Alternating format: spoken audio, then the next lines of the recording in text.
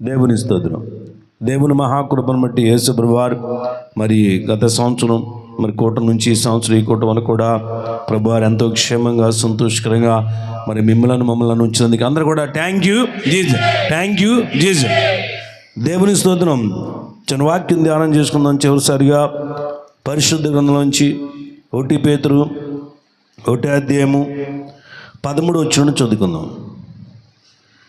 కాబట్టి మీ మనస్సును నడుము కొట్టుకుని నిబ్బరమైన బుద్ధి గలవారై యేసుక్రీస్తు ప్రత్యక్షమైనప్పుడు మీకు తేబడు కృప విషయమై సంపూర్ణ నిరీక్షణ కలిగినుడి. నేను పరిశుద్ధునైనాను గనుక మీరును పరిశుద్ధులైనడని రాయబడి ఉన్నది. కాగా మీరు విధేయులగు పిల్లలై మీ పూర్వపు అజ్ఞాన దశలో మీకుండిన ఆశలను అనుసరించి ప్రవర్తింపక మిమ్మల్ని పిలిచిన వాడు పరిశుద్ధుడైన ప్రకారం మీరును సమస్త ప్రవర్తనేందు పరిశుద్ధులైనడి. దేవుని స్తోత్రం. చదువుకున్న వాక్య భాగాన్ని కొద్దిగా ధ్యానం చేద్దాం. అందరూ బాగున్నారండి? మరొకసారి హల్లెలూయా అనండి. హల్లెలూయా హల్లెలూయా హల్లెలూయా. యేసు రక్తమునకే జయం. దేవునికి స్తోత్రం కలిగిన గాక. బాగున్నా అండి? ఈరోజు ఆదిత్య పాల్, అంతేనా? ఆదిత్య పాల్ దేవుడు ఆ కుమారుడిని వారి తల్లిదండ్రులకి కుమారుడిగా ఇచ్చినందుకు దేవుని స్తోత్రం. కుమారుల్ని పిల్లల్ని పెంచే విధంలో చాలామంది తల్లిదండ్రులు కానివ్వండి, వారి కుటుంబీకులు కానివ్వండి, చాలా రకరకాలుగా దుఃఖపడుతూ వాళ్ళ పరిస్థితులు ఏంటా అని వేదన పడుతున్నటువంటి వారితో మనం చూసినట్లయితే బిడ్డల్ని ఎలా పెంచాలి, పిల్లల్ని, కుమారుల్ని, మగపిల్లల్ని, ఆడపిల్లల్ని ఏ రీతిగా పైకి తీసుకురావాలి, వాళ్ళ భవిష్యత్తును ఎలా తీర్చిదిద్దాలి అనే విషయాలకి చాలామంది సైంటిస్టులు, చాలామంది పెద్దలు, వక్తలు, రచయితలు కూడా పెద్ద పెద్ద పుస్తకాలే రాసినవి ఉన్నాయి. అవన్నీ చదువుకోండి అని పుస్తకాల షాపుల్లో ఉంటాయి, యూట్యూబుల్లో ఉంటాయి, ఎన్నో రకాలుగా చెప్తూ ఉంటారు. ఎందుకనంటే మరి నేటి బాలలే రేపటి పౌరులు. ఒక పౌరసత్వం అన్నది ఈ భూమి మీద ఆ దేశంలో ఉన్న దేశంలో పౌరులుగా హ్యాపీగా బతకాలి, వాళ్ళకు మంచి పేరు రావాలంటే వాళ్ళని బాల్య దశలోనే తీర్చిదిద్దినప్పుడే రేపొద్దున వాళ్ళు భావి పౌరులుగా మరి ఆ ఉన్న దేశంలో వాడబడతారు. పౌరసత్వం దొరుకుతుంది. ఈ లోకంలో మన భూమి మీద మన బిడ్డలు కానీ మనం కానీ పుట్టిన తర్వాత ఒక మంచి పౌరసత్వం రావాలి అని ఎంతో ప్రాకులాడుతాం. దానికోసం ఎన్నో రకాలుగా ప్రయత్నాలు చేసి పౌరసత్వం సంపాదించుకుంటాం. అంటే మీరందరికీ కూడా ఆధార్ కార్డులు అందరికీ ఉంటాయి, ఉన్నాయా? ఆధార్ కార్డు లేకపోతే చాలా కష్టం. అందుకని ఆధార్ కార్డు కోసం ఎన్నో రకాలుగా తిప్పలు పడతాం. ఈ ఆధార్ కార్డే ఈ ఇండియాలో మనకి పౌరసత్వం. అలాగనే అమెరికా వెళ్ళి అనుకున్న అక్కడ గ్రీన్ కార్డు అని అక్కడ ఆ పౌరసత్వం ఇస్తారు. ఆ పౌరసత్వం ఇన్ని సంవత్సరాలు మీరు ఇక్కడ ఉండాలి, ఇన్ని రకాలుగా ఉండాలి, ఇక్కడ రూల్స్ అండ్ రెగ్యులేషన్స్ మీరు పాటిస్తేనే మీకు ఈ దేశ పౌరసత్వం ఇస్తాం అని చెప్పి ఆయా దేశాల్లో ఆయా ప్రకారంగా సిస్టాలు పెడతారు. ఆ తర్వాత ఆ పౌరసత్వం ఇచ్చిన తర్వాత వాళ్ళు అక్కడ హ్యాపీగా బతకొచ్చు ఆ దేశంలో. మన ఇండియాలో కూడా ఇక్కడ కూడా పుట్టి పెరిగి ఉండాలి.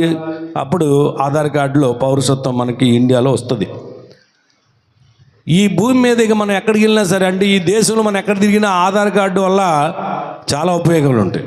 మేము ముంబైలో స్టేషన్లో దిగినప్పుడు అక్కడ మాదేమో తెలుగు వాళ్ళ హిందీ, వెంటనే మీ ఆధార్ కార్డు చూపించండి, ఎక్కడ వారు మీరు అన్నారు.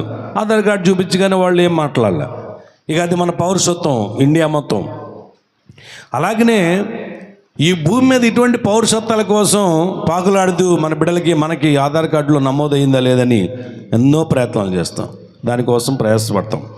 మరి పరలోకమందు మన పౌరసత్వం ఉన్నది అంటాడు పౌలు గారు. మన పౌరసత్వం పరలోకమందు ఉన్నది. ఆ పౌరసత్వం కోసం నేనొక్కడిని అంటే తల్లే తండ్రే పొందేది కాదు, బిడ్డలకు కూడా ఆ పౌరసత్వం పొందింప చేసుకోవాలి. వాళ్ళు కూడా పరలోక రాజ్యంలో ఒక ముద్ర వేయబడిన వారిగా పుట్టింది లగాయదు. పుట్టగానే పిల్లోడిని ఏరిదిగా రిజిస్టర్లు ఎక్కిస్తున్నారు వాళ్ళ పేర్లు పౌరసత్వం కోసం. అలాగనే ప్రభువులో కూడా మరి యేసువారు పుట్టినప్పుడు కూడా ఆయన తీసుకెళ్ళి 8వ రోజుకే దేవుని మందిని తీసుకెళ్ళి అక్కడ పేరు పెట్టేసి అక్కడ ఆయన అభిషేకించి సున్నతి చేయించారు. మరి చిన్నపిల్లడప్పుడే పరలోక పౌరసత్వాలు పొందుకున్నారు. ప్రియులారా, మన బిడ్డలకు కూడా పిల్లలు బాగుండాలి అని అంటే పరలోక సంబంధమైన పౌరసత్వాలు వారికి దక్కిన లేదా అనే పరిశీలన ప్రతి పెద్దల్లో ఉండాలి. అప్పుడే వాళ్ళు ఈ భూలోకంలో బతికినంత కాలం కూడా మంచిగా బ్రతకగలుగుతారు. పరలోక పౌరసత్వం ఉంటుంది కాబట్టి ఆ పౌరసత్వం వారిని బతికిస్తూ ఆశ్రయిస్తూ ఉంటుంది. హల్లెలూయా. బైబిల్ గ్రంథంలో మీకు తెలుసు, పౌలు గారు ఆయన మారక ముందు సౌలు చాలా క్రూరమైన వాడు, బాగా చదువుకున్నాడు, రోమా పౌరసత్వం ఉంది. రోమీలు అని అంటే చాలా పవర్ఫుల్. రోమా పౌరసత్వం పొందుకోవడం చాలా గ్రేట్. ఇప్పుడు అమెరికా పౌరసత్వం పొందుకుంటే ఎంత గ్రేటో అంతకంటే గ్రేట్ ఆ రోజుల్లో రోమా పౌరసత్వం. అలాంటి పౌరసత్వం ఈ భూమి మీద ఆయన పొందుకున్నాడు. అటు హెబ్రీయుడు, అలాగనే బెన్యామీను వంశానికి చెందినవాడు. మరి ఇటు చూస్తే రోమా పౌరసత్వం పొందేశాడు. ఆయన అన్ని రకాలుగా కూడా ఈ భూమి మీద ఎన్నెన్ని పౌరసత్వం ఉన్నాయో మొన్నకాయన పరుసు తీశాడు, చిన్న కుర్రాడు పరుసు తీగారు. దాంట్లో ఎన్ని కార్డులు ఉన్నాయి. ఏంటది? ఏంటి అని పెట్టుకున్నావు? పరుసు నిండా నిండిపోయి ఎంత లావు ఉంది. ఏమేం కార్డులు అన్నావు? ఆధార్ కార్డు, గ్రీన్ కార్డు, అదేది ఏటీఎం కార్డులు, ఏటీఎంలు. ఎన్ని బ్యాంకులు ఉన్నాయి? అన్ని బ్యాంకుల కార్డులు ఉన్నాయి. ఒక్క బ్యాంకులో ఉన్న డబ్బులు ఉన్నాయా? లేవు. ఒక బ్యాంకులో డబ్బులు అన్ని జీరో బ్యాలెన్స్లు. మళ్ళీ క్రెడిట్ కార్డులు, మళ్ళీ పాన్ కార్డులు, ఇలాగ అన్ని కార్డులు పెట్టుకున్నాడు. కానీ దేవుడి కార్డు ఉందా అనేది మాత్రం పరిశీలన లేదు. నేను అన్నాను కదా, ఇన్ని కార్డులు ఉన్నాయి, అన్ని కార్డులు, అన్ని బ్యాంకులో డబ్బులు ఉన్నాయి అన్న. ఏమీ లేవే గారు, ఎక్కడ ఏమీ లేవు. మరి పాన్ కార్డు ఉంది. దానివల్ల పాన్ కార్డు ఎవరికి? ట్యాక్స్ కట్టేవాడు పాన్ కార్డు, ట్యాక్స్ కట్టినోడు కూడా పాన్ కార్డు తెచ్చుకుంటున్నారు. ఎందుకంటే అది కూడా కావాలని. మరి ట్యాక్స్ కట్టేవాడు పాన్ కార్డు అయితే మనకి ట్యాక్స్ కట్టనోడు కూడా నీకు ఎందుకు పాను అని అంటే పాన్ కార్డు కూడా అడుగుతున్నారు కొంతమంది లోన్లు పెట్టుకుంటే. ఇక్కడ మరి ఇవన్నీ సంపాదిస్తున్నా మంచిదే. మరి పరలోక పౌరసత్వం ఉందా? అలాగనే పౌలు గారి కొడుకు భూమి మీద అన్ని పౌరసత్వాలు సంపాదించుకున్నాడు. పరలోక పౌరసత్వం లేదు, బాగా తెలివితేటలు సంపాదించాడు. వాళ్ళ అమ్మ నాన్న కూడా అలాగే పెంచేసి ఉంటారు బహుశా. ఆఖరికి వచ్చారు పరలోక పౌరసత్వం లేకపోయేసరికి ఏమైంది? బొక్కబారలో పడిపోయాడు. అవన్నీ ఆయన పొందుకున్న ఈ ఇహలోక పౌరసత్వాలన్నీ బొక్కబారలు అయిపోయింది, కళ్ళు పోయింది. ఏమి లేని వాడైపోయి కూర్చున్నాడు, నిర్వీర్యుడైపోయాడు. రక్తహస్తాలతో ఏమిటి నా బతుకు? అప్పుడు పరలోక పౌరసత్వం ఆయనకి దక్కింది. పరలోక పౌరసత్వం ఎప్పుడైతే యేసువారు వచ్చి రక్షణ ఇచ్చాడో, మారు మనసు ఇచ్చాడో, అప్పుడు పరలోక పౌరసత్వం వచ్చేసింది. అందుకనే క్రీస్తు ప్రేమ నుండి నన్ను ఎడబాపేవాడు ఎవడో లేడని అంత గట్టిగా చెప్పగలిగాడు. హల్లెలూయా. ఎందుకనంటే ఇహలోక పౌరసత్వం కంటే పరలోక పౌరసత్వం ఖచ్చితంగా ఆయన బతికించింది అని చెప్పాలి. అక్కడ లేకపోతే చచ్చిపోయాడు ఆయన, లేకపోతే చనిపోవలసిన వాడు ఆయన. అందుకని ఎప్పటికప్పుడు మన బిడ్డలకు కానీ మనకు కానీ తలుపులు తీయండి అట్లా. ఆ కూర్చుని వాళ్ళు తోసేస్తున్నాను నిదానికి. మరి వెనకాల వాళ్ళకి వద్దా? దేవుని స్తోత్రం కలుగునుగా. ఆమేన్. అందుకని ఈ లోకంలో నువ్వు ఏదైనా సరే పిల్లడు పుట్టగానే వాడికి అదని ఇదని చేస్తూ ఉంటారు. అడ్డనేటికంటే అవి చేయి కాదనట్లేదు, కానీ పరలోక పౌరసత్వం కూడా వారికి అనుగ్రహింపచేయాలి. హల్లెలూయా. పరలోక పౌరసత్వం రావాలంటే, మరి ఈ లోకంలో పౌరసత్వం రావాలంటే దానికి సంబంధించినటువంటి క్వాలిఫికేషన్స్ ఉండాలి. అలాగనే పరలోక పౌరసత్వం మన పిల్లలు చిన్నప్పటి నుంచి కూడా ఆధార్ కార్డులో, రేషన్ కార్డులో ఉండాలని చెప్పుకున్నాం ఎలాగో, అలాగనే పరలోక పౌరసత్వం కూడా చిన్నపిల్లప్పటి నుంచే. అందుకనే సొలొమోను గారు రాజుగారు అంటాడు, ఆయన చిన్నప్పుడు పరలోక పౌరసత్వం పొందుకోలే, అందుకనే దెబ్బతిన్నాడు. దెబ్బతిన్న తర్వాత అన్ని సంపాదించుకుని కూడా దెబ్బతిన్నాడు. ఎందుకంటే పరలోక పౌరసత్వం లేదు ఆయనకి. అందుకని ఆయనే చెప్పాడు, బాల్యదశ అయ్యింది పౌరసత్వం సంపాదించేసుకో, పరలోక పౌరసత్వం అంటాడు. హల్లెలూయా. సృష్టికర్తను సంపాదించుకుంటే పరలోక పౌరసత్వం సంపాదించుకున్నట్లే. ఖచ్చితంగా మన బిడ్డలకి చిన్నప్పటి నుంచి, పెద్దలు కూడా చిన్నప్పటి నుంచి పరలోక పౌరసత్వంగా సంపాదించుకోవడం దానికి కొన్ని క్వాలిఫికేషన్స్ ఉంటాయి. ఆ క్వాలిఫికేషన్స్ సంపాదించుకోవాలి. హల్లెలూయా. మరి ఈ క్వాలిఫికేషన్స్ ఏమిటి? నమ్మి బాప్తీసు ముందు రక్షించబడును అంటాడు కదా. మరి పిల్లలకి, పసిపిల్లలకి బాప్తీసు ఇస్తామా? అది అవదుగా. వాడికి ఒక యుక్త వయసు రావాలి, తెలుసుకున్న వయసు రావాలి, అప్పటికి ఇస్తాం. అయితే కొన్ని ఉన్నాయి క్రియలు, క్రియలైనా వారికి నేర్పాలి. ఆ క్రియలే మనం ఇప్పుడు కొన్ని మాటలు చదివేసి ముగించేసుకుందాం. ఇక్కడ పరిశీలన చేస్తే ఏది 14 చదువుతుంది. నేను పరిశుద్ధుడైన గనక మీరును పరిశుద్ధులైనడని రాయబడినది, కాగా మీరు విధేయులకు పిల్లలై ఉండాలి. హల్లెలూయా. పరలోక పౌరసత్వం మన బిడ్డలకు ఉండాలి. ఎందుకు ఉండాలి పరలోక పౌరసత్వం అంటే? భూమి మీద ఏదైనా దేవుడు చేయాలి బిడ్డలకి అనంటే పరలోకంలో ముద్ర వేయబడాలి, పరలోకంలో సైన్ చేయబడాలి. పరలోకంలో ఓకే అనబోతే ఈ భూమి మీద ఏమీ రాదు. పరలోకంలో దేవుడు ఏదైతే నిర్ణయం చేస్తాడో, దైవ నిర్ణయం ఈ పరిణయం. పాట పాడుతున్నారా అంటే? పెళ్ళి ఒకటి నండి దేవుడి నిర్ణయం. మిగతా అన్ని దేవుని నిర్ణయాలు కాదా? మన పుట్టడం దేవుని నిర్ణయం కాదా? ఉద్యోగాలు దేవుని నిర్ణయం కాదా? మన ఆస్వాదం దేవుని నిర్ణయం కాదా? అన్నీ దేవుని నిర్ణయాలే. ఆ దేవుని దగ్గర, ఆ పైన దేవుడు ఒక నిర్ణయాన్ని ఇస్తేనే కానీ ఈ భూమి మీద ఆయన సంతకం చేస్తేనే భూమి మీద మనం బతకగలుగుతాం. హల్లెలూయా. అక్కడ సెనేట్లో ఇది అక్కడ అసెంబ్లీలో వాళ్ళు కూర్చొని వాళ్ళ సంతకాలు చేసి పలానా కొత్తపూడికి రోడ్డు వేయాలి అని సంతకం చేస్తే అక్కడ జరిగితేనే ఇక్కడ కొత్త రోడ్డు. లేకపోతే ఇక్కడ రోడ్డు వేస్తున్నారంటే ఈజీగా, అంత ఈజీగా వేస్తారండి. అక్కడ అవ్వాలి సంతకాలు.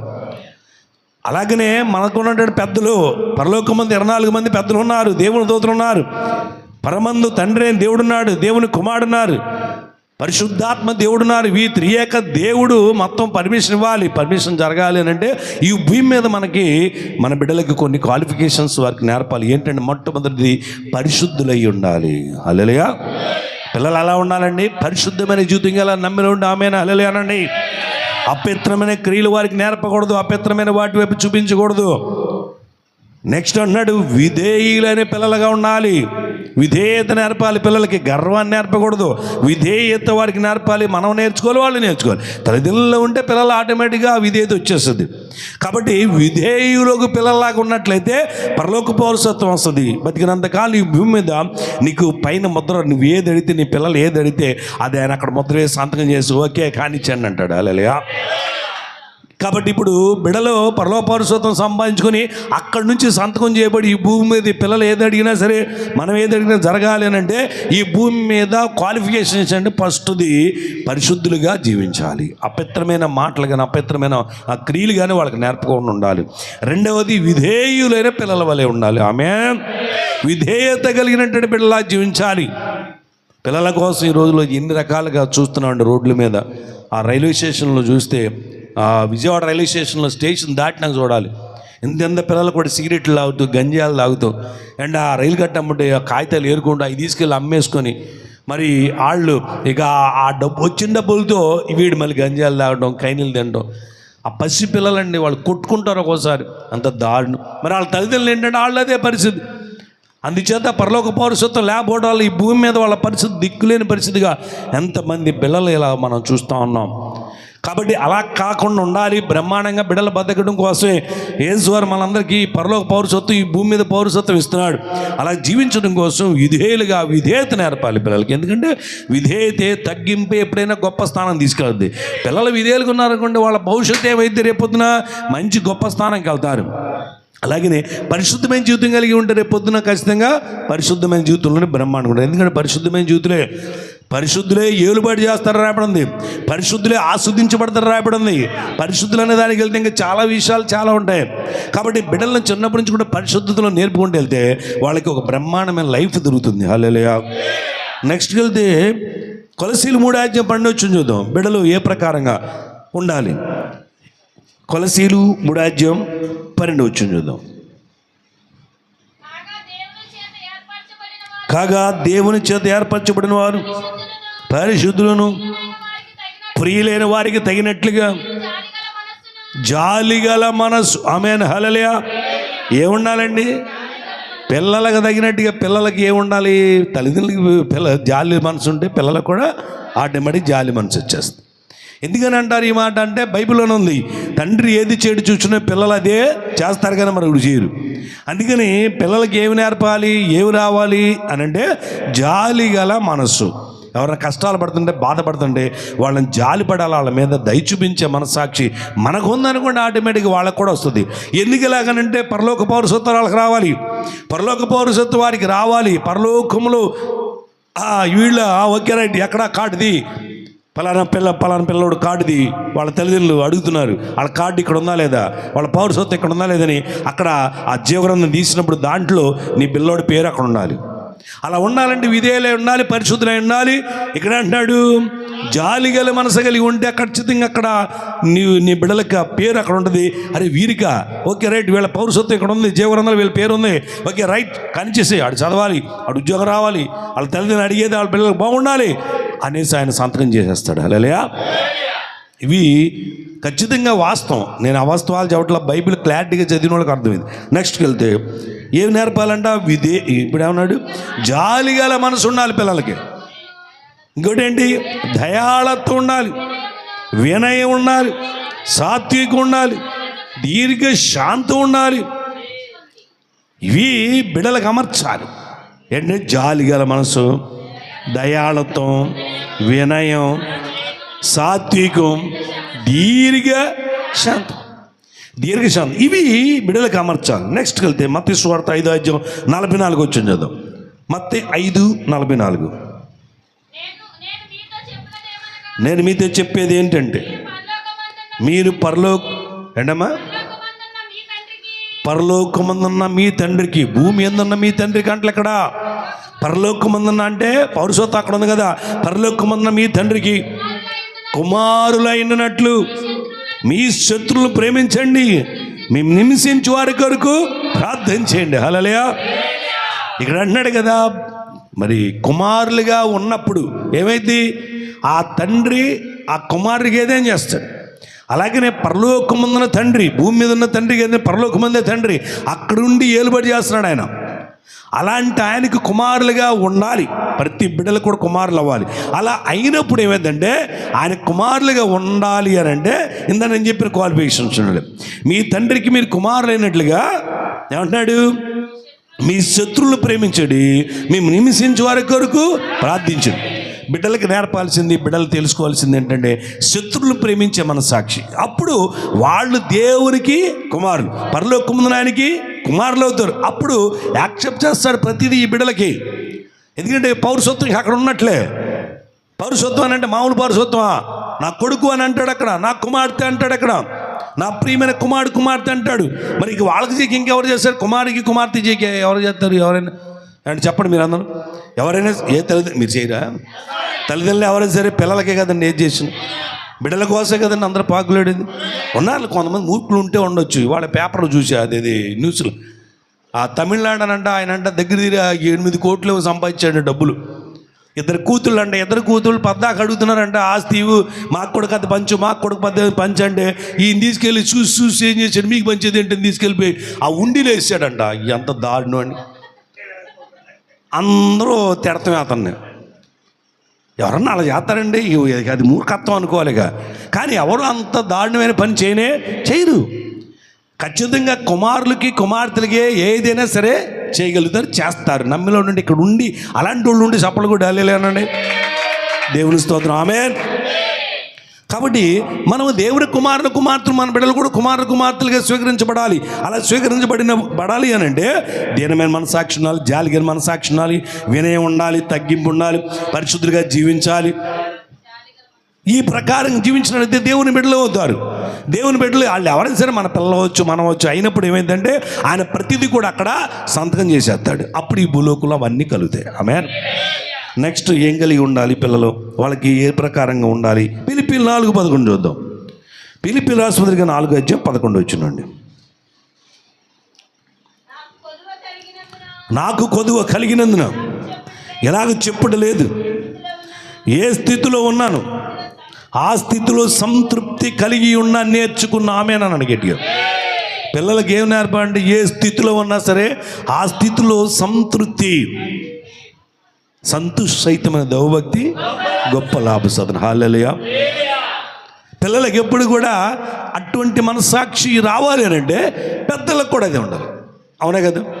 పెద్దలకు కూడా అదే ఉండాలి. పెద్దలకు కూడా కలిగిన దాంతో తృప్తి కలిగి ఉండే మనసాక్షి ఉన్నట్లయితే పిల్లలకు కూడా అదే స్వభావం వచ్చేస్తుంది. అప్పుడు పరలోకమందున్న దేవునికి కుమార్తెలు అవుతారు. అప్పుడు ఖచ్చితంగా ఆయన సంతకం చేస్తాడు. నువ్వు ఏది అడిగితే అక్కడ సంతకం చేస్తాడు.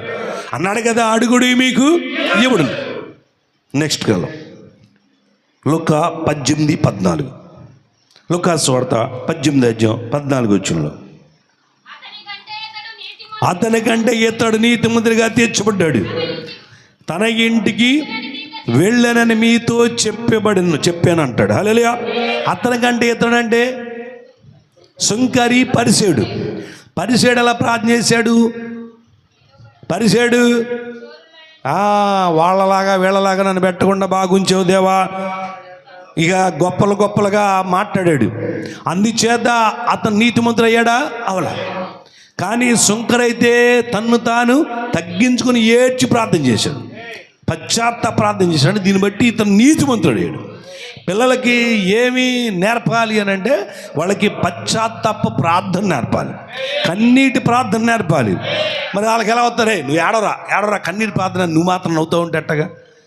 తల్లిదండ్రులు కన్నీటి ప్రార్థన చేస్తున్నావు, పిల్లలకు కూడా ఆటోమేటిక్గా వచ్చేస్తుంది కన్నీటి ప్రార్థన. అందుకని తల్లిదండ్రులు మోకరించి కన్నీటి ప్రార్థన చేస్తే బిడ్డలకు కూడా అదే నేర్చుకుంటారు. హల్లెలూయా. ప్రియులారా, ఇలాగంటున్నాడు, మరి బిడ్డలకి మంచి పౌరుషత్వం, పరలోక పౌరుషత్వం వచ్చేసి ఈ భూమి మీద ఏది అడిగితే అది దేవుడి పైన సంతకం చేసేవారు. పైన ఆయన పర్మిషన్ ఉంది, ఏది జరుగుదా? ఆయన పర్మిషన్ ఇవ్వాల్సింది, ఆయన పర్మిషన్ ఈ పిల్లలకి ఇవ్వాలి అని అంటే ఖచ్చితంగా ఈ పిల్లలు ఈ ప్రకారం వెళ్ళాల్సింది. పిల్లలు ఆ ప్రకారం వెళ్ళాలంటే మనం ఎట్టబడితే అట్టు ఉండి పిల్లలు వెళ్ళాలంటే అవ్వదు, మనం ముందు సాగాలి. హల్లెలూయా. ఈ ప్రకారం అప్పుడు ఆటోమేటిక్గా పిల్లలు కూడా అదే బాటలోకి వచ్చేస్తుంటారు. నెక్స్ట్కి వెళ్దాం. అదే లూకా 18:27 చదువు. 18:27 వచ్చింది. ఆయన అంటున్నాడు, మనుషులకి ఇది అసాధ్యము కానీ దేవునికి సమస్తము సాధ్యమే. హల్లెలూయా. మా కమల డాక్టర్ అవ్వాలని ఆశ, నాకు డాక్టర్ అవ్వాలని ఆశ. నన్ను ప్రభు అన్నాడు, డాక్టర్లే గేటర్లే పాస్టర్ అవ్వన్నాడు నన్ను. సరే పాస్ అయిపోయి దేవుని స్తోత్రం అనుకున్నాం. అయినా సరే ఇది డాక్టర్ లాగానే ఉంటుందండి. నిజం. ఎంతోమంది అయ్యారు నాకు కడుపులో పోతుంది ఎట్టబోయిద్ది అడుగుతారు. ప్రార్థన చేయగానే దెబ్బకి యేసువారు స్వస్థపరిచేస్తాడు. హల్లెలూయా. ఎందుకంటే పరమవైద్యుడు మన దగ్గర ఉన్నాడు కదా, పరమవైద్యుడు ద్వారా అద్భుతాలు జరిగిపోతుంది. హల్లెలూయా. ఇప్పుడు చెప్పారు, తేజ గారి భార్య రోజు నిద్రపోనిచ్చేవాళ్ళు కాదు నన్ను. డాక్టర్ గారు అయితే ఎత్తాడండి ఫోన్ 2ంటికి. కానీ పరమ డాక్టర్ గారు మాత్రం తను ఏర్పాటు చేసుకున్న సావుకులను మాత్రం ఖచ్చితంగా ఆయన లేపుతాడు. హల్లెలూయా. ఆ ఓర్పు కలిగి ఉంటాం. అది మన క్రీస్తు శాస్త్రం మనకి ఏ సంఘంలో ఉండదో.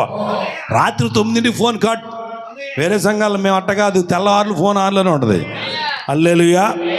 మరీ తెల్లారులు అని చెప్పి మరీ 4ంటికి కూడా తెల్లగడ చేస్తే అప్పుడే పడుకుంటాం. ఇక రాత్రి 3:30 అయింది పడుకునేసరికి.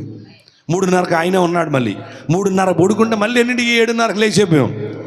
అయ్యారు 7:30కి లేచాను అంటాడు, 1:30కి వచ్చాడు, 2ంటికి వచ్చాడు అనుకుంటున్నారా? విరామం ఉండదండి, ఖాళీ ఉంచరండి అసలు. ఎవరొకరు ఫోన్ చేయటం, ఆ ఫోన్లు అవి చూసుకోవడం, మళ్ళీ ఎవరొకరు రావటం. ఎవరిని వచ్చారా బుక్ అయిపోయాను నేను. కోటం టైం ముందు ఎవరిని వచ్చారనుకో, నేను చెబితే రావాలి ఆ టైం ప్రకారం. కొంతమందికి ఇది నచ్చదు. అయ్యగారు చెప్పినప్పుడు వెళ్ళలో, మరి అంతే కదా. ఎమ్మెల్యే గారు చెప్పినప్పుడు వెళ్ళకుండా ఎప్పుడు పెడితే ఎప్పుడు వెళ్తావా? ఎమ్మెల్యే గారి దగ్గర కార్పొరేటర్ గారి దగ్గరికి వెళ్ళి ఎప్పుడు పెడితే అప్పుడు దొరుకుతాడా? మరి ఇంత సేవ చేస్తున్నప్పుడు ఎప్పుడు పడితే అప్పుడు వెళ్ళావు అనుకో, మరి ఆ టైంకి ఏదో ఒకటి సెట్ చేసుకుని ఉంటాం కదా. అప్పుడు ఏమైంది, నువ్వు కూర్చుంటావు, నువ్వు మాట్లాడుతూ ఉంటే ఏమైంది, ఈ ప్రోగ్రాం కదా అయిపోతుంది. ఈయన ఇక్కడ భోజనాలు పెట్టుకుంటాడు, ఇక కోటం జరగదు. ఇక నాకు ఆయన వచ్చాడు, అయ్యారు మధ్యాహ్నం 12 గంటలకు వస్తారు, భలే క్లాస్కు మాట్లాడుతున్నాడు. రేపు సోమవారం నాడు మధ్యాహ్నం 12 గంటలకు వద్దాం అనుకుంటున్నాను, మరి మీరు ఉంటారా ఇంటి దగ్గర అన్నాడు. వస్తే 9:30కి రాయ, లేదంటే 10ంటికి వచ్చేసాయి అన్న. మీతో చాలా మాట్లాడాలి అయ్యారు. పొద్దున్నే 9:30 కంటే నేను ఇక్కడ బయలుదేరేసరికి 9:30 అయింది, ఆడికి వచ్చేసరికి 12 అయింది. నేను అలా లెక్కేసుకున్నాను అంటున్నాను. నువ్వు లెక్కేసుకుని మరి నా లెక్క, మరి ఎక్కడి నుంచి నేను కొత్తగూడ వెళ్ళాలి, మరి నా పరిస్థితి ఏంటి? కాదులేయ్యా, ఇవాళ కాదులే, గురువారం వద్దు కానీ అప్పుడైతే నువ్వు ఎన్నింటికి వచ్చినా పర్లేదన్నా. అంతేనంటారా? అంతేనంటారా? అంతే. ఇక అలాగను. అందుకే నేను టైమింగ్స్ చూసి ఆలోచించి చెప్తాను అనమాట. దేవుని స్తోత్రం కలిగిన కాక. హల్లెలూయా. సరే, ఈ ప్రకారంగా జరుగుతుండదు ఒక్కోసారి, అందుకని లేట్ అవుతుండదు. హల్లెలూయా. ఇప్పుడు ఏం చదవండి. ఇప్పుడు మళ్ళీ ఏంటిది, మనుషులకు అసాధ్యమే కానీ దేవునికి సమస్తము. మా కమల వెళ్తానందండి, డాక్టర్ అవుతానంది. సరే, ఎట్టగా ఏంటో అనుకున్నాం. మరి ప్రభు దగ్గర ప్రార్థన చేస్తే ప్రభు కొన్ని విషయాలు చెప్పాడు, ఆ ప్రకారం సాగుతాం అనుకున్నాం. అంతే, పైన సంతకం చేశాడు, మీ అమ్మాయి అమెరికా వెళ్తుంది, అదే ఇతర దేశం వెళ్ళిపోయి చదువుద్ది అన్నాడు. వెళ్ళింది, మరి చదువుద్దంటావా? ఎట్టకను అయిపోయింది. సంవత్సరం అయిపోయింది, 2వ సంవత్సరం అయిపోయింది, 3వ సంవత్సరం అయిపోయింది, 6 సంవత్సరాలు అయిపోయింది. హల్లెలూయా. వెనక్కి తిరిగి చూసుకుంటే అసలు నేను ఫీజులు ఎట్ట కట్టాను, ఎలా చదివించింది, ఎలా పాస్ అయిపోయింది, ఎలా సర్టిఫికేట్ వచ్చింది, ఎలా వచ్చింది, నా బుర్ర కొట్టుకొని నేను గిల్లుకుంటున్నా. నాకైతే ఒక రోజు దాకా నాకు ఆశ్చర్యం అనమాట. అమ్మాయి పాస్ అయిపోయి బ్రహ్మాండంగా, ఆమెతో పాటు ఉన్న వాళ్ళు చాలామంది స్టూడెంట్లు ఫెయిల్ అయిపోయారండి. ఇప్పుడు మళ్ళీ వాళ్ళు అక్కడే ఉన్నారు, ఇంకా మళ్ళీ ఎగ్జామ్ రాసుకోవడానికి. ఇక్కడ ఎన్ఆర్ఐ హాస్పిటల్లోకి వెళ్ళానండి అప్పుడు అమ్మాయి సీట్ కోసం. ఎన్ఆర్ఐ హాస్పిటల్ అంటే ఇక్కడ బందర్లోది కాదు, నిజవాళ్ళ మంగళగిరి దగ్గర ఉంది పెద్ద హాస్పిటల్. అంటే దాంట్లో కాలేజీ కూడా ఉంది, మెడికల్ కాలేజీ. వెళితే ఆ సూపరింటెండెంట్ గారే సీట్లు ఇస్తాడు. అన్నాడు కదా, సార్ 1,50,00,000 పెట్టండి సీట్ ఇస్తాం, ఫీజులు కట్టుకోవాల్సింది మళ్ళీ మామూలుగా అన్నాడు. 1,50,00,000 దేనికన్నా? అంతేనండి, సీటు కావాలంటే 1.5 ఇంకా తక్కువే పాస్టర్ గారు అని చెప్పారని తక్కువ చెప్పాం. మరి అయితే అంత అండి 2, 3, 4, 5 కూడా ఉందన్నాడు. అంటే ఇక మీ ఇష్టమేనా? మొన్న ఎమ్మెల్యే గారు కొనుక్కున్నాడు సార్, 2 కోట్లు ఇచ్చేసి అన్నాడు. బాబు మాకు అంత లేదు సార్, నేను పాస్టర్ గారినండి, సంవత్సరానికి 2 లక్షలు కడతాను సార్, ఎట్ట కూడా తిప్పలు పడాను. ఇది మూసేసి అన్నాడు.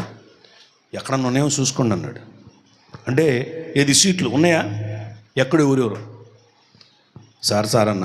లేదండి అవదండి, అంత తక్కువ ఫీజులు ఎలా ఇస్తారు సార్, ఎవరో అలా అంత తక్కువగా మీరు డొనేషన్ కడితే కుదరదు. 1.5 రండి, డబ్బులు తీసుకొని రండి, ఓకే చేద్దాం, మీ అమ్మాయి సీట్ ఇచ్చేద్దాం సార్. కూర్చోమన్నారు, కూర్చోబెట్టాడు. 1.5 కడతాను సార్. అసలు అంటే నేను కట్టలేను, కానీ 1.5 కడితే 5 సంవత్సరాలు అయిపోద్దా సార్ అన్న. అవదా, ఇటు జుట్టు ఊడిపోద్ది, ఇక్కడ మొత్తం అయిపోద్ది. ఇప్పటికి చదువుతున్నాడు, 10 ఏళ్ళు అయింది, ఒకడు ఉన్నాడు అక్కడ, 4-5 ఉన్నారు, చదువుతూనే ఉంటాడు. మరి 1.5 ఎట్ట కడుతున్నారు సార్? ఏమో వాళ్ళ బాబులు పొలాలు అమ్ముతారు, ఎకరాలు అమ్ముతారు, తెచ్చి పెడతా ఉంటారు. ఆడు చదవడు, చదివినే కానీ ఆడు పాస్ అవ్వడు. ఇక్కడ ఊడి పాస్ అవడయ్యా, ఒక్క అటెంప్ట్లో పాస్ అవ్వరు. ఖచ్చితంగా ఒక్కొక్కడికి ఎంటుకలు ఊడిపోవాల్సింది, అప్పుడే పాస్ అవుతారు. 1.5 కట్టినా పాస్ అయ్యే పరిస్థితులు లేవు. ఎందుకని సార్ అన్నాం. అంతే, అదంతే. అదంతే ఏంటి సార్, అదంతేనయ్యా, పాస్ అవరు. క్లాస్కి చూపిస్తా, మీకు తీసుకెళ్తా. ఈ పాస్ అవరండి వీళ్ళు. ఒక్కొక్కడికి బట్టతల్లో వచ్చేసిన మగవాళ్ళకి, ఆడపిల్లల మొహాలు ముడిచిపోయినాయి, అట్టుంటారు. ఎవడు 100 మంది స్టూడెంట్లు ఒక 20 మంది 30 మంది పాస్ అవుతారు. ఏంటి ఇంత డబ్బులు పెట్టి? ఎన్టీఆర్ యూనివర్సిటీకి వెళ్ళి అక్కడి నుంచి లేచి అక్కడే వేసి 5 కోట్లు ఎక్కడ అన్నాడు. ఏంటండి వేసుకున్న కోట్ల సీట్కి? సరే సార్, బయటకు వచ్చి ప్రభు దగ్గర ప్రార్థన చేసాం, ఆయన సంతకం చేశాడు. ఫారిన్ వెళ్ళింది, 6 సంవత్సరాలు చదివేసి పాస్ అయిపోయి వచ్చేసాను. హల్లెలూయా, యేసు రక్తమునకే. ప్రియులారా, ఇది ఎలాగా అంత ఈజీ కాదు. మళ్ళీ అడన్నాడు చూడు, బట్టలు వచ్చేద్దని. ఆ బట్టలు అయితే ఏసై దగ్గర బట్టలు తెచ్చుకుందాం అనుకున్నా. అంటే ఏంటి, ఉపవాసాలు చేసి ప్రార్థన చేసి దేవుని దగ్గర అడుగుదాం. ఎన్ని మొక్కుబళ్ళు చేశాను తెలుసా? అమ్మగారు కానీ నేను కానీ మొక్కుబళ్ళు, ఉపవాసాలు, తీర్మానాలు. పిల్లల భవిష్యత్తు బాగుండాలని చేయాలని మరి తప్పదు. అలాంటి తీర్మానాలు, అలాంటి మొక్కుబళ్ళు చేయబట్టే ఈజీగా ఆ కుమార్తె చదివేసేసి బయటపడిపోయింది. హల్లెలూయా. ప్రియులారా, బిడ్డల భవిష్యత్తు బాగుండాలంటే కొండలోనే ఉండాలి. పిల్లలు మాత్రం కొబ్బరి ముక్కలాగా దున్ని ముక్కలాగా ఉండాలంటే కుదరదు. ఖచ్చితంగా కొండలో అన్నం ఖర్చు అవుతుంది, పిల్లలు కూడా బాగుంటారు. అలాగనే దేవుని కోసం ఇప్పుడు ఇవాళ ఖర్చు కాదా? ఖర్చే కదండి తేజ గారికి. కానీ పిల్లడు దుండి ముక్కలాగా ఉండాలంటే, కొబ్బరి ముక్కలాగా ఉండాలంటే కొండలో అన్నం బయట తీయాలి, వీళ్ళలో డబ్బులు బయట తీయాలి.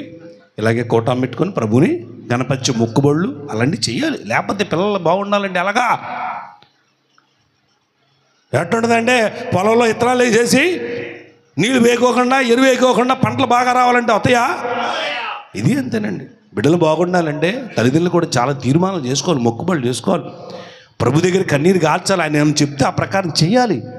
అలా చేసినప్పుడు ఖచ్చితంగా బిడ్డల భవిష్యత్తు పైన సంతకం చేస్తాడు. ఓకే, డాక్టర్ అయిపో, ఇంజనీర్ అయిపో, మీ పిల్లలు ఎదిగో నువ్వు కోరుకున్నట్టు జరుగుద్ది అంటాడు. హల్లెలూయా. నెక్స్ట్ ఫైనల్గా ఒక మాట చదివేసి ముంచేస్తాను. అదే రోమి రాసిన 12:18 వచ్చింది చూద్దాం. రోమా 12:18. శక్యమైతే చేతనైనంత మట్టుకు సమస్త మనుషులతో సమాధానంగా ఉండండి. హల్లెలూయా. బిడ్డలకి ఏముండాలా? సమాధానం, అందరితోనూ సమాధానంగా ఉండాలి. ఐక్యత శక్యమైతే అంటే సాధ్యమైనంత వరకు కూడా పిల్లలు సమాధానంగానే వాళ్ళకి సమాధానం నేర్పాలి. అరే ఆడొస్తున్నాడు తండ్రా, ఒకటనరా తోసారు, అసలు ఆడ కూడా మాకు ఇట్ట అనకూడదు. చాలా వరకు కూడా పిల్లలకి ఏం నేర్పాలా? సమాధానమనే నేర్పాలి వారికి. ఎందుకంటే మన యేసువారు ఎవరండి? సమాధానకర్త. ఈ భూమి మీద సమాధానం నేర్పి వాళ్ళు కూడా సమాధానంగా అందరూ కూడా ఐక్యం లేని వాళ్ళు కూడా ఐక్యపరుస్తున్నారు అనుకోండి, పైనుంచి ఏమొస్తుంది?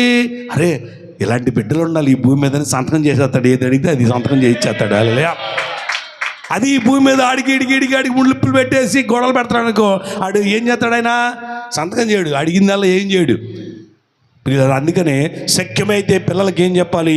అందరితోనూ సమస్త మనుషులతోనూ సమాధానంగా ఉండమని చెప్పాలి. నెక్స్ట్కి వెళ్తే అది ఎఫెసీ 4:25 చూద్దాం. ఎఫెసీ 4:25 చకచకా.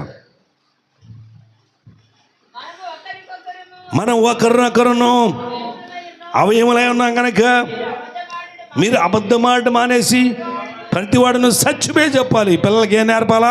సత్యము నేర్పాలి. సత్యము నన్ను సరించి నీవు న్యాయము కన్ను పరచెదవు తండ్రి. హల్లెలూయా. న్యాయము కన్ను న్యాయము స్థాపించు. నెక్స్ట్ ఎఫెసీ అదే 24:29. ఎఫెసీ 4:29. వినువారికి మేలు కలిగినట్లుగా అవసరం బట్టి క్షేమకరమైనటువంటి అనుకూల వచనాలే పలకాలి. హల్లెలూయా. అంటే దాని అర్థం సందర్భయోచితంగా మాట ఉండాలి. పిల్లలకు కూడా సందర్భయోచితమైన మాటలు రావాలి. హల్లెలూయా. వాళ్ళకి ఆ యొక్క లొకేషన్ యొక్క సిట్యుయేషన్స్ వారికి తెలియజేయాలి. సందర్భాన్ని బట్టి మాట్లాడే విధం కూడా బిడ్డలకి అనుభవం రావాలంటే తల్లిదండ్రులను బట్టి వాళ్ళకి కూడా అది వస్తుంది. నెక్స్ట్ వెళ్దాం. అది 32 వచ్చింది చూద్దాం. 4:32. ఒకడు దయ కలిగి ఉండాలి, కరుణా హృదయాలు ఉండాలి. ఒకరి నేడలు ఒకరు కరుణా హృదయాలు ఉండాలి. హల్లెలూయా. దేవుడు మిమ్మల్ని క్షమించిన ప్రకారం మీరు ఒకరినొకరు క్షమించుకోండి. ఆమేన్. బిడ్డలకి అదే నేర్పాలి. మా కమలాకి ఫీజు చేశాను. ఫీజు చేసిన తర్వాత అది ఫీజు అంటే డైరెక్ట్గా వాళ్ళకి వెళ్ళిపోద్ది. ఇదే రూమ్ రెంట్ 9,000 వేసాం. అక్కడ 9,000 అండి రూమ్ రెంట్ నెలకు వచ్చి. సరే వేసిన తర్వాత డాడీ మరి మా ఫ్రెండ్స్ వాళ్ళ డాడీ పాపం ఆయన పాస్టర్ గారండి హైదరాబాద్లో హెప్సీబా అని వాళ్ళ డాడీ పాస్టర్ గారు. ఆయన వాళ్ళు వేయలేదంటాను డబ్బులు. ఇక్కడేమో రెంట్ కట్టాలి.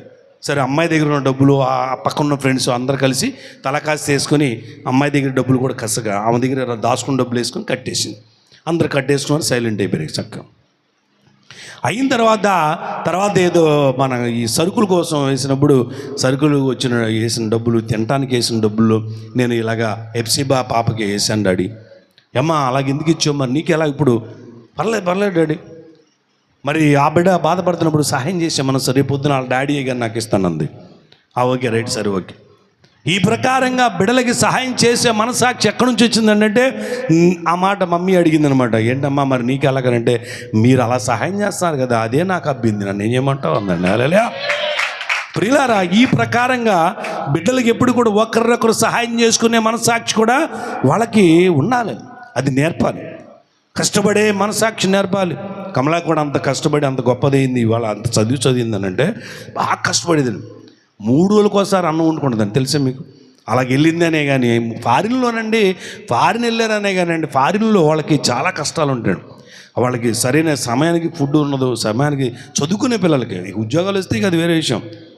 చదువుకునే పిల్లలకి ఎక్కడెక్కడికో నడవాలి అండి. బస్సులు మన ఇంటిలాగా పక్కకు వచ్చి ఇక్కడ ఆగు అక్కడెక్కడో ఉంటాయి, నడుచుకుంటూ వెళ్ళాలి. ఎందుకంటే క్యాబులు కావాలని ఎక్కలేరు. మరి వేరే దేశం కదా ఆడపిల్లలు, అక్కడేం ఎలా ఉంటారో తెలీదు. అందుకని బస్సు వచ్చే వరకు ఇక్కడ నుంచి అక్కడ నడుచుకుంటూ వెళ్ళాలి. చలి, దీనికి తగ్గట్టు చలి. మళ్ళీ అవి తీసుకెళ్ళి ఫ్రిడ్జ్లో పెట్టుకొని వాళ్ళు వండుకున్న అన్నం 2 రోజుల వరకు అదే తింటారన్నాడు. ఫ్రిడ్జ్లో పెట్టేసుకొని కూర కూడా 2 రోజులకోసారి కూర వండుకుంటుందండి. ఓసారి అయితే వాళ్ళకి అసలు టైం కూడా దొరకనప్పుడు ఏం చేస్తారంటే ఇక్కడ రెడీ అయిపోయి వెళ్ళిపోయి అక్కడికి వెళ్ళిపోయి ఆ దారిలో ఐస్ క్రీమ్లో చాక్లెట్లు లేదా ఏంటంటే బ్రెడ్లు ముక్కలు అవి కొనేసుకొని తినేస్తుంది. సాయంకాలం నీరసం అయిపోయి పొద్దున్న వెళ్ళి మనిషి సాయంకాలం వస్తారు. వచ్చేసి నీరసం అయిపోయి ఫోన్ చేస్తుంది, మమ్మీ నీరసంగా ఉంది, నేను ఇప్పుడు ఏం వండుకోలేను, మరి ఏమన్నా తినమ్మా అంటే ఏం తినాలి, ఒక ఐస్ క్రీమ్ తిన్నాను వచ్చాను. ఐస్ క్రీమ్ కడుపు నిండుద్దండి. అలాగా మరి ఆమెతో పాటుగా స్టూడెంట్స్ అందరికీ అంతే. తప్పదు ఇక కష్టపడే గుణం ఏంటంటే ఎందుకమ్మా అలాగనంటే నేను ఒక రోజు అమ్మా నువ్వు అక్కడ చదువుకోలేకపోతే అంత ఇబ్బంది పడిపోతున్నావు, వస్తే వచ్చేసాను. డాడీ అలా అనమాకండి, మీరు పడలేదా కష్టాలు, ఆ కష్టం ఈ పెద్ద కష్టమే కాదు అని అంటదండి. హల్లెలూయా. అంటే తల్లిదండ్రులను చూసి ఆ బిడ్డ నేర్చుకుని ఆ ప్రకారంగా సాగిటండి మన సాక్షి. ఎంత గొప్ప విషయం. కాబట్టి నెక్స్ట్కి వెళ్దాం. అది కీర్తన 15:4 లాస్ట్గా. కీర్తన గ్రంథం 15:4. అతని దృష్టికి నీచుడు అసహ్యుడు, యెహోవా యందు భయభక్తుల వారిని సన్మానించును. ఆమేన్. పిల్లలకి ఏమి నేర్పాలి? దేవుడు అంటే భయభక్తులు వారిని, విశ్వాసం విశ్వాసులు దేవుడు అంటే భయభక్తులు కలిగి ఉంటారు. సేవకులు దేవుడు అంటే భయభక్తులు కలిగి ఉంటారు. సంఘ నాయకులు దేవుడు అంటే భయభక్తులు కలిగి ఉంటారు. సంఘ నాయకులు చూసిన, సేవకులు చూసిన, విశ్వాసం చూసిన, అంటే సంఘాన్ని చూసినప్పుడు భయభక్తులు వాళ్ళకి నేర్పాలి. ఎవరో దేవునిందు భయభక్తులు కలిగి ఆ పైన పరలోక పౌరసత్వం పొందుకోవాలనుకున్న దేవుని చేత సంతకం చేయబడి మంచిగా ఈ భూలోకంలో బతికినంత కాలం కూడా ఒక మంచి దీవెనకరంగా ఆశీర్వాదకరంగా బిడ్డలు బతకాలి అంటే ఖచ్చితంగా దేవునిందు భయభక్తులు కలిగి ఉన్న సంఘాన్ని, సేవకులను, విశ్వాసాలను సన్మానించి, గౌరవించి, ప్రేమించే మనసు కూడా బిడ్డలకు నేర్పాలి. హల్లెలూయా. అది తల్లిదండ్రులు చేసినప్పుడు బిడ్డలకు కూడా ఆటోమేటిక్గా అదే నడుస్తుందని నేను తెలియజేస్తున్నాను. కాబట్టి మీ బిడ్డలు, నా పిల్లలు ఎలా ఉన్నారు, అలా ఉన్నారు, బిడ్డల పరిస్థితి ఏంటా అని, ఒకవేళ పిల్లలు బాగోపోతే బాగుంటే దేవుని స్తుతించు, సంతోషింపజేయి, ప్రభువుని గణపరచు, మహింపరచు. ఒకవేళ బిడ్డల పరిస్థితి అటు చదవట్లేదు, వాళ్ళు అనారోగ్యాలు వస్తున్నాయి ఏంటని దిగులు పడి బాధపడాల్సిన అవసరం లేదు. ఈ ప్రకారంగా జాగ్రత్త కలిగి వాక్యానుసారంగా నడిచినట్టయితే బిడ్డల భవిష్యత్తు బ్రహ్మాండం కూడా నేను తెలియజేస్తున్నాను.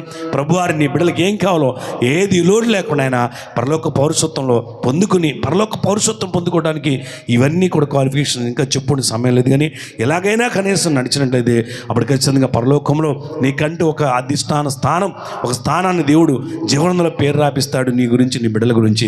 అప్పుడు ఏదడిగితే అది ఆ జీవనం ఓపెన్ చేసి, వీరా వీళ్ళ పౌరసత్వం పొందుతున్నారు, వీళ్ళు జాగ్రత్తగా జీవిస్తున్నారు, వెంటనే సంతకం చేసి నీ బిడ్డలకి ఏం కావాలో అది అక్కడి నుంచి ఆయన అనుగ్రహిస్తాడు. ఆమేన్. ఈ ప్రకారంగా ముందు సాగిపోవాలని కోరుకుంటూ తేజ గారికి, వారి బిడ్డ ఎదిత్య పాల్ గారికి దేవుడి యొక్క శుభాకాంక్షలు, పుట్టినరోజు శుభాకాంక్షలు సంఘం తరపున, మా తరపున సంపూర్తిగా మనస్ఫూర్తిగా తెలియజేస్తూ ఏ కోట ముగించుకుందాం. ప్రార్థన చేద్దాం. దయచేసి అందరూ కూడా ప్రార్థించండి. అందరూ కూడా స్తోత్రం, స్తోత్రం. నీ పరిశుద్ధాత్మ శక్తిని వృక్షించి సహాయం తెచ్చి, కృప తెచ్చి, ఆదరణ తెచ్చి, బలం తెచ్చి, శక్తి తెచ్చి ఈ మధ్యాహ్న కాలం మంది కూటమి దీవించి ఆస్వాదించి ప్రభువా ఇంకా రావాల్సిన ప్రతి బిడ్డలు మీరే సదబచ్చి సహాయం తెచ్చండి. ఎదిత్య పాలను దీవించి ఆస్వాదించండి. మన ప్రభువును రక్షకుడిని యేసుక్రీస్తు వారి అతి పరిశుద్ధ నామమున అడిగి వేడుకుంటున్నాం తండ్రి. ఆమేన్. పరలోకమందున మా తండ్రి, మీ నామం పరిశుద్ధపరచుడుగాక, మీ రాజ్యం మాకు వచ్చునుగాక, మీ చిత్తం పరలోకమందు భూమి మీద నెరవేరునుగాక. మా నేటి ఆహారం దైత్యం మళ్ళీ ప్రార్థించు, క్షమించు, శదం తేకాదృశం తప్పించు, రాజ్యము, శక్తి, మహిమ నిరంతరం నీవేనవి. ఆమేన్.